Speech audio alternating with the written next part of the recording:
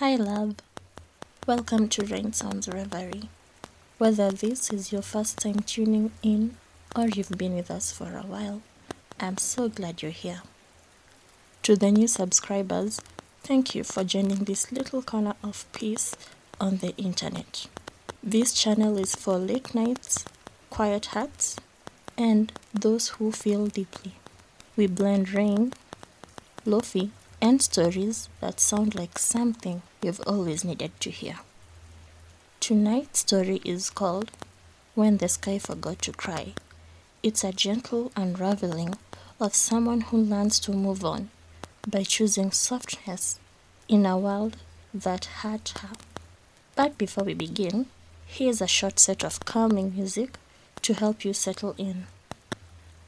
Breathe, stretch, let your shoulders drop. This is your moment now. I'll be back soon.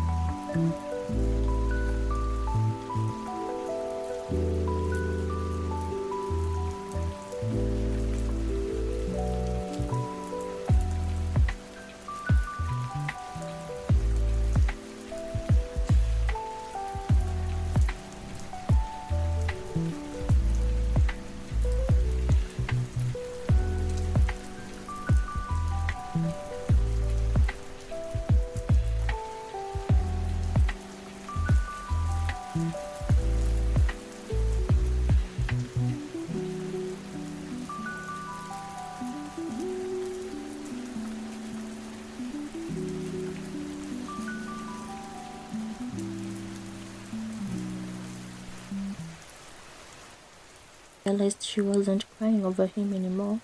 It startled her. Not because she missed the tears, no, but because the silence felt louder than grief ever did. It was a Tuesday, the kind that didn't carry any specific weather, just overcast enough to make you feel slow. She was folding laundry in the living room, and for the first time in months, she wasn't thinking about him. Not his voice, not the way he used to leave coffee rings on her bedside table, not how they'd argue over the right way to load a dishwasher. Nothing. Just a plain, soft Tuesday, and that felt new. Alina had spent the last 8 months convincing herself she was doing okay. She deleted the photos, blocked the number, bought a new journal, wrote his name only once, and crossed it out so hard the page tore.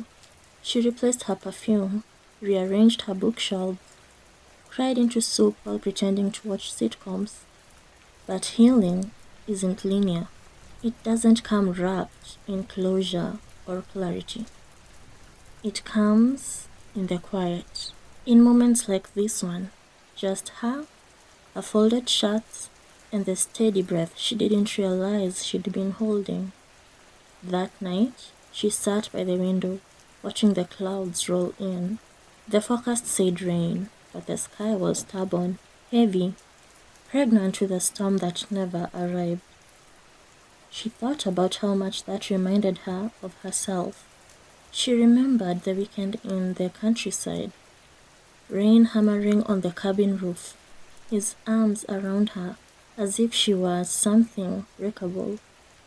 She remembered the way he cried that morning in the kitchen and how she didn't.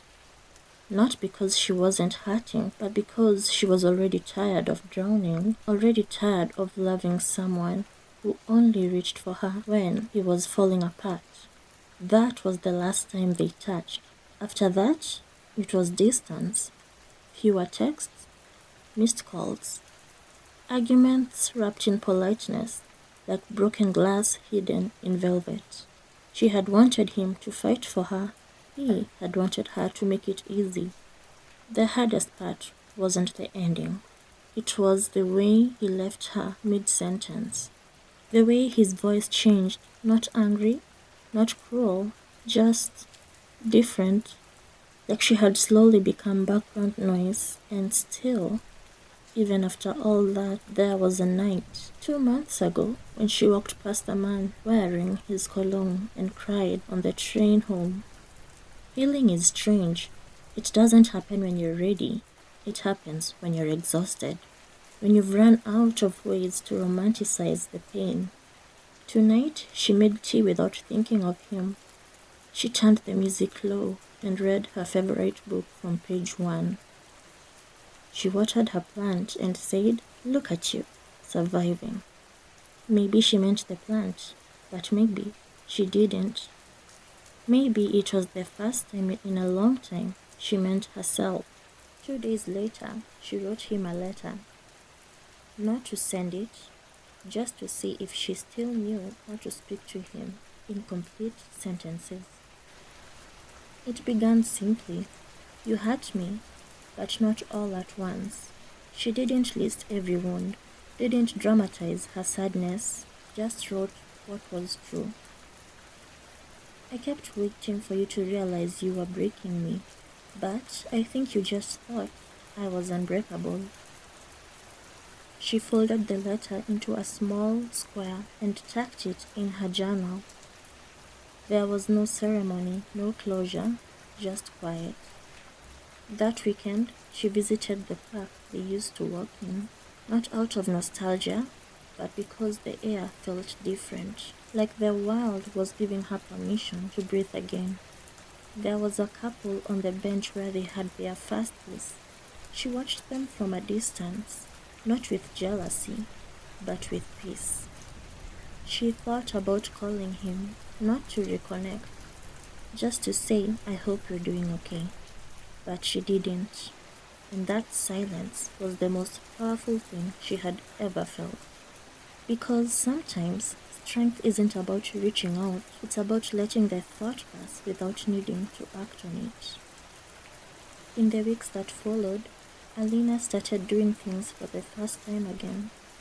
She bought herself flowers, not the kind he used to buy, but sunflowers. Bright, unbothered, a little messy. She played music he never liked. She danced while brushing her teeth. She made pancakes for one, and on one particularly brave night, she changed the sheet, the one he used to sleep in. It was raining softly that night, not the kind that demands attention, just a whisper, a memory. She opened the window. The air smelled like new beginnings, like paprika and lavender, and she whispered to no one in particular, "I think I'm okay now." Because healing wasn't a thunderstorm. It wasn't a dramatic scream into the void. It was this, a soft Tuesday, a forgotten letter, a woman standing in the rain and realizing she didn't need the sky to cry for her anymore. She had learned to carry the quiet, and she had survived. Thank you for being here tonight. I hope this story sat gently with you. Maybe you're healing. Maybe you've already healed. And maybe you're just here for the rain sounds and soft music. Either way, you're always welcome here. New episodes go live every week. So if you haven't yet, don't forget to subscribe and tap the bell.